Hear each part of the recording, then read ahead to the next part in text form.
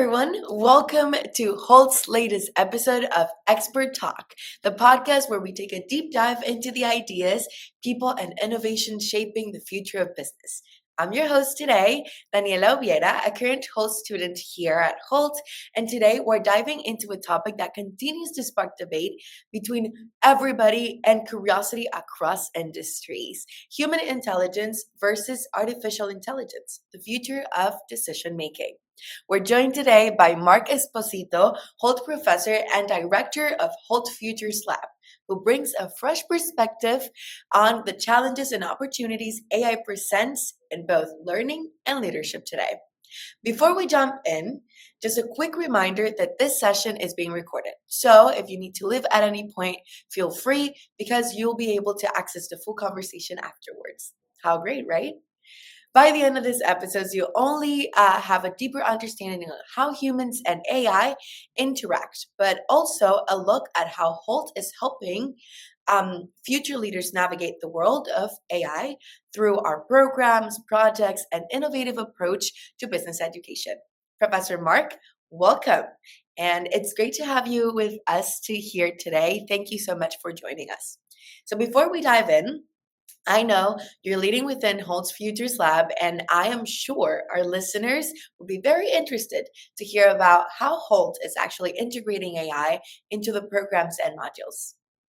Daniela, first of all, thank you for the great introduction. Very pleased to be part of this episode together with you, and looking forward to more conversation with you and whoever's going to listen to this podcast. So, look, your question is spot on.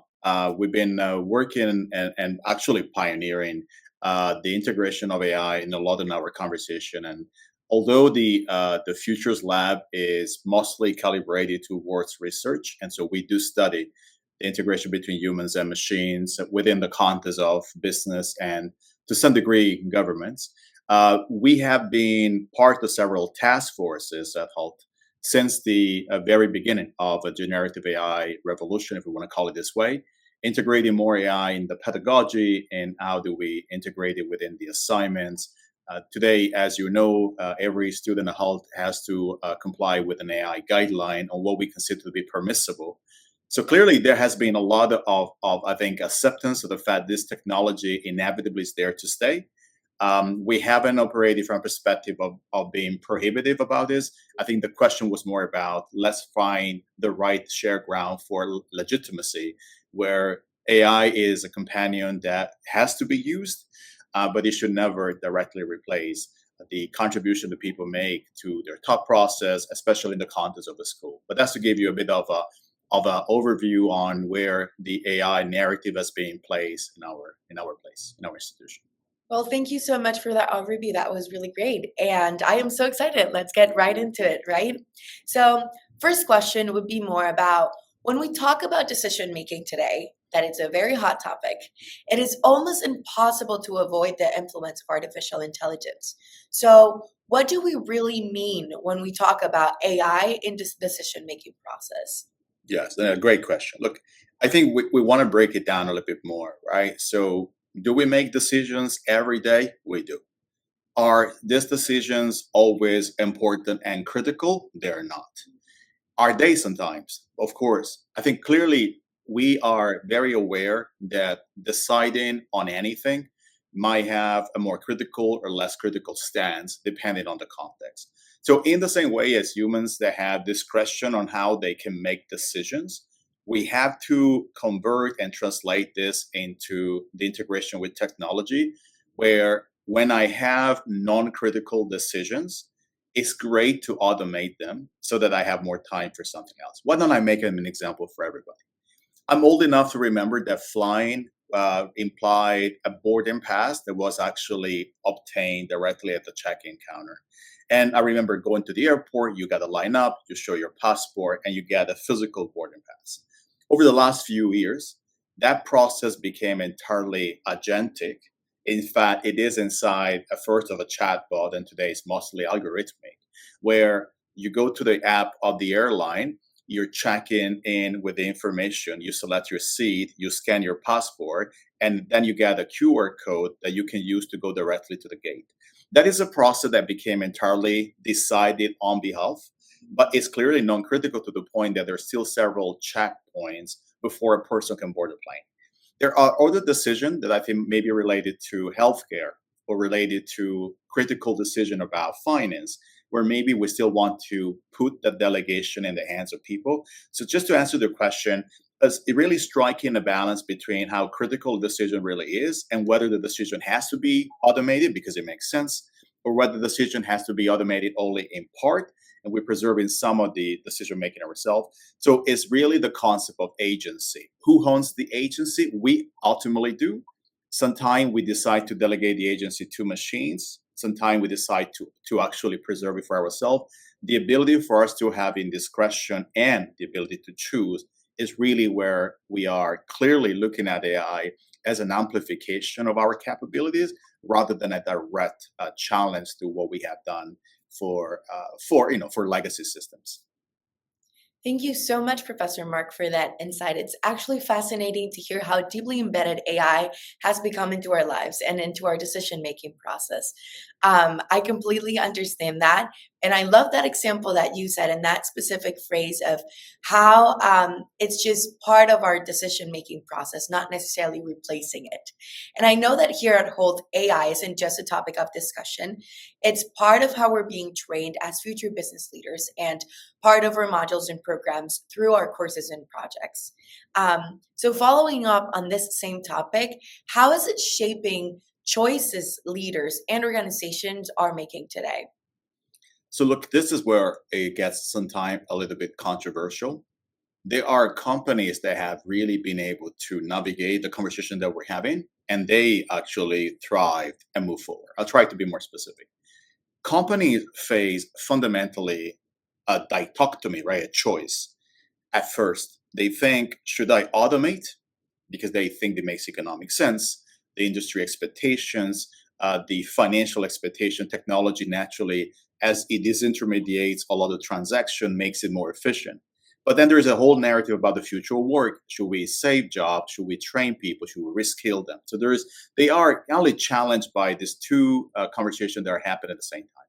And so when companies are kind of stuck in the middle and they don't know whether they should automate or augment, sometimes they miss on the opportunity. So I think one side of the conversation is like companies that haven't been able to navigate it by understanding that it's not a choice, it's an integration, it's an inclusion, right? And then you have the other kind of companies, they're mostly Fortune 500, where by automating and augmenting at the same time, they really went into a multiplier, meaning that they have not wholly redefined their productivity. They discover new jobs. They started to hire people that were not hiring before because they understanding that the integration of technology is not vertical, it's transversal and interdisciplinary.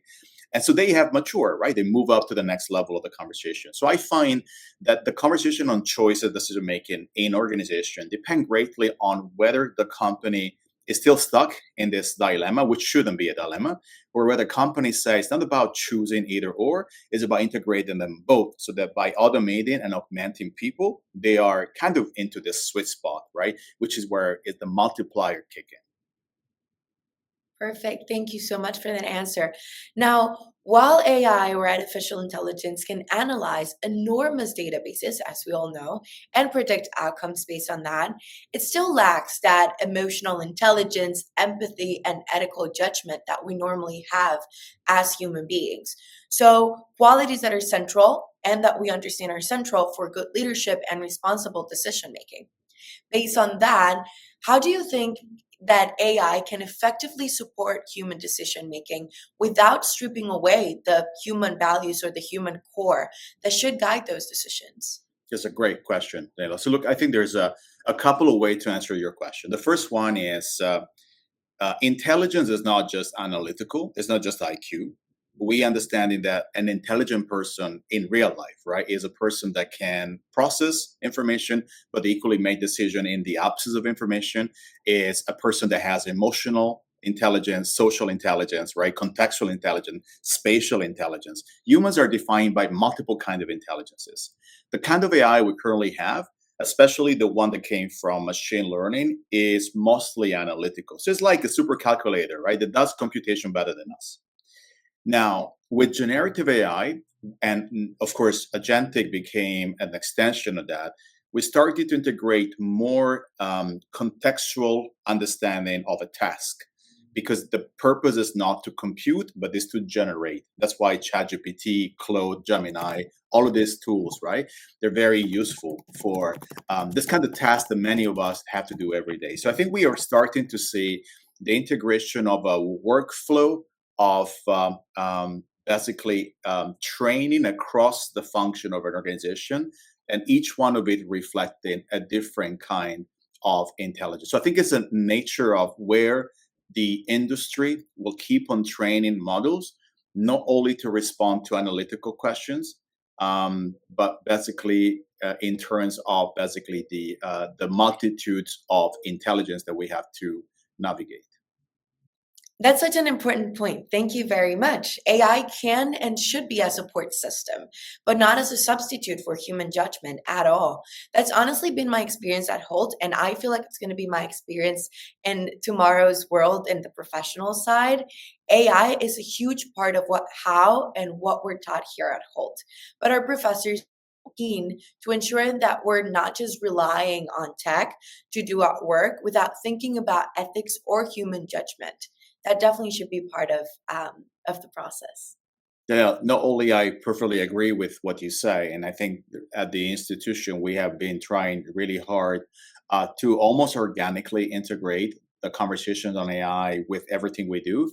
But actually, I'm quite curious to hear your take on this too. If I can, for once, swap this and be the host, right? So everyone is using some form of AI, right? And when we were talking before about making decision, I'm sure yourself are exposed to the very same conversation every single day. So, do you have any example that you can share with me and with everybody who is watching this episode, right? Where you actually using AI kind of change the way that the judgment has really occurred from a perspective of making a decision? Anything that you can share that brings that conversation also directly from your experience as a student? Yeah, this is a great question. Thank you so much for bringing me into this conversation. Actually, a few days ago, I was in my class of product management, and the professor gave us a few tasks that were part of like the product roadmap process. And he said, out of these 15 tasks that you would be assigned, choose one that should be completely relevant to like this main product that we're giving you, right? So when I was doing this, I remember that me and my partner, we were doing it in teams of two. Me and my partner choose a specific North Star metric and one that was not relevant to us. And he let us use AI to also be part of our judgment into this case, into this assignment. So we put back our decisions into the AI. And I remember that it specifically changed our judgment because it gave us another option that was also not relevant into this task. And he shared saying, this is not completely relevant, giving us the reasons of why it wasn't completely relevant. So it was part of our thinking process and integrated into that, but not necessarily just like it made the assignment for us. Instead, it gave us a respond to make our decision better and for that to be part of our decision, to know the why of the things, not only like the right answer. So I feel like that's a really great example of how Yes. integrating AI into your decision making, especially as a student, is really important. Fascinating. Well, I'm happy that for once I was the one asking a question and got your answer for this. It's great to hear the red experience and also something happened recently, right? So that it's a fresh memory as well. Well, look over to you again. Yes, it I'll is. go back to my role of trying to answer your questions. Moving on to the challenges and risks now, of course, as with any tool, there are risks, and AI isn't immune to flaws, especially when it's trained on biased data or used without proper oversight. So the question would be, what do you see as some of the most significant risks when decision makers become too reliant on AI? Thank you for the question. It's great that we can talk also about the risks. Look, I think that we have already kind of anticipated a little bit in our previous questions where some of the risks might be when we don't have the critical opportunity to assess the quality of an answer, and we take it as good. If that answer was trained on impartial, imperfect, or biased data, naturally we're going to make a decision on the foundation of something that is incorrect. Now, in real life, that tends to be easier to spot because people can talk about mistakes, they can discuss, they can debate. But in the digital world, when we're dealing with larger number of data points and millions of users, it's much more difficult to really navigate the space, the maze as well. So I would say there's a critical space for us to verify how robust the data is. So a significant effort on the data checks is so important. We came from a culture that big data is good, and if we don't have the data, we can import it from third party. I think today we're becoming a bit more cautious that it's not the size of the data, it's the quality of the data that we can eventually audit. And how do we eventually audit it for the purpose of eventually explaining the data? And so I think building explainability is where likely organization will have to invest some of their thought processes and resources, moving away from the dependency just from the technology itself and building a culture at the organizational level where data is part of their strategy with all the different connotations that come with that. Amazing. That is so insightful. And I think sometimes there's some misconception that AI knows better about every single thing, but it's only as good as the people who design, train, and interpret it at a certain point. So, how can decision makers avoid falling into that trap? Look, it's not easy, and let's start by sharing the sympathy required, right, with decision makers. And I think the best example that I have seen is decision makers trying to use the technology themselves. And so let's make a direct example. If I am doing prompt engineering on one of the large language models, and I do it for a few hours, I'll start realizing, first of all, that the machine is not always right. The machine might generate mistakes. I understand what is an hallucinations because I will be able to see one. I might find out that for me to get to what I want, it requires multiple iteration on the prompting. And so I'm becoming aware that what I see as a good answer is not a straight line between input and output. There's a significant amount of fine tuning that is required. That awareness is something that makes me understand that the value of an AI output has to be understood, but equally pro-vetted because it's relative to the quality of the prompting as well. And so it's only by trying that I think we will get to have more decision makers capable of really building this critical thinking. And I'll try to finish, Daniela, with this remark. This technology is coming to us almost exponentially, right? It's a pace of development we have never seen before. But organizations, at best, they can do linear integration, they can do linear adoption. And so if you think about it, there's always a gap between the pace of development of technology and the adoption rate. The only way to close the gap is that we pivot, right? That we try, that we keep on using it, even if we're making mistakes. So that kind of experimental culture on technologies is not what we used to do, but this is what we should be doing if we want to equally embrace the opportunity, but also the awareness on the risks that are coming with this technology, and therefore improving the decision-making process because we own it differently than a decision-making process coming from a consulting report. Well, let's look ahead now. As AI continues to evolve, we'll likely see even more tools entering the workplace and influencing our lives. What should we be working today toward to strike the ideal relationship between AI and human decision making? So thanks for the question, Ayla. I think we should try the different platforms that are currently being produced by the technology companies.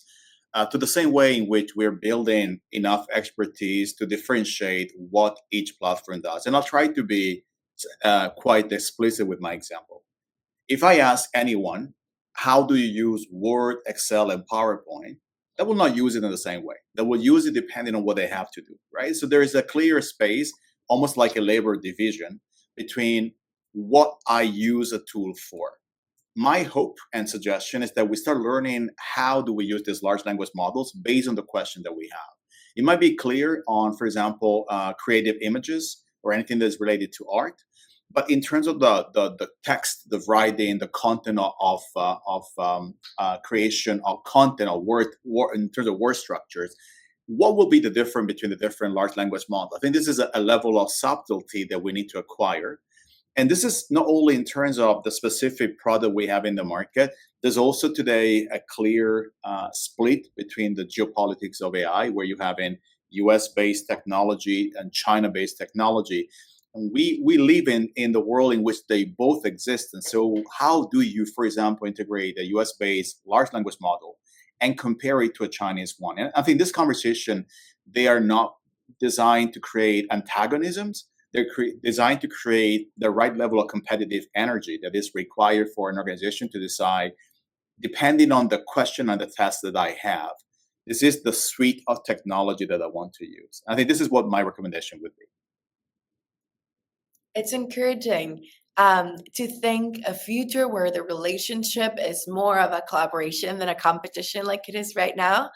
And to add to that, I actually think that education will play a big role too into that integration, equipping people not to just use AI, but to question it sometimes and challenging and building on responsibility. And that will not only help the users, but definitely will help the developers and the people that are working on making the AI more intelligent. Many of Hult's programs are evolving to integrate artificial intelligence directly into our program rather than reacting to changes within the industry and acting with fear.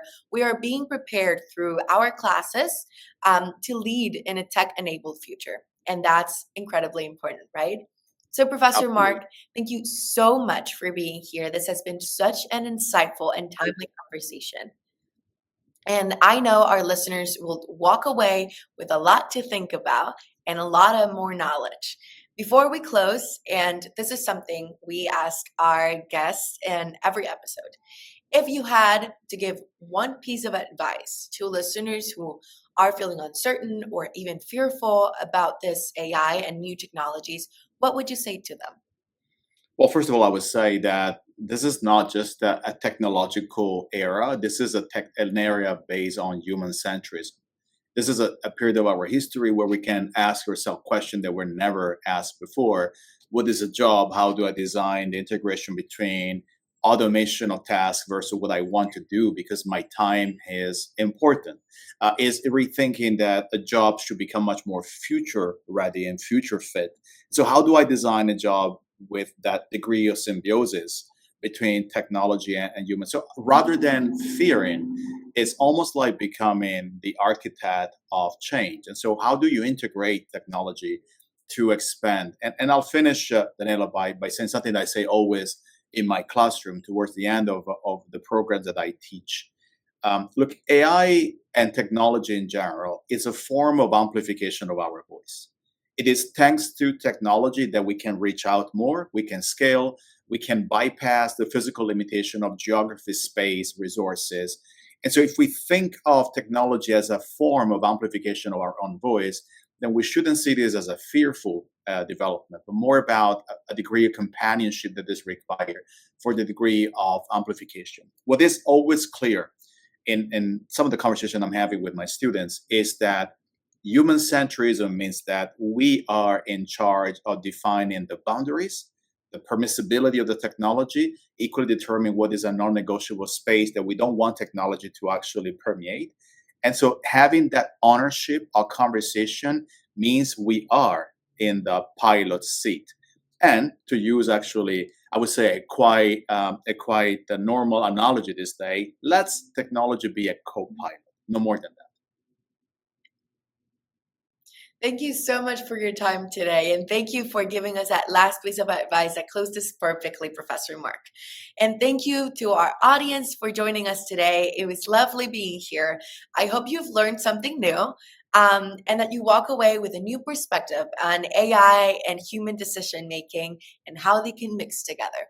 And for everyone listening who's curious about how Hult is adapting to AI-driven world, I'd encourage you to check out our programs or reach out to an enrollment advisor or to another student here to learn how we're embedding AI into the students' experiences. As I mentioned earlier, the recording will be available if you'd like to revisit it or to share it with a colleague who may find this beneficial. Be sure to follow us for future Expert Talk episodes, and you can also visit hult.edu/events to explore our upcoming events and webinars that could expand your knowledge about Hult. Wishing you all a really great rest of your day. Goodbye, everybody. Bye bye.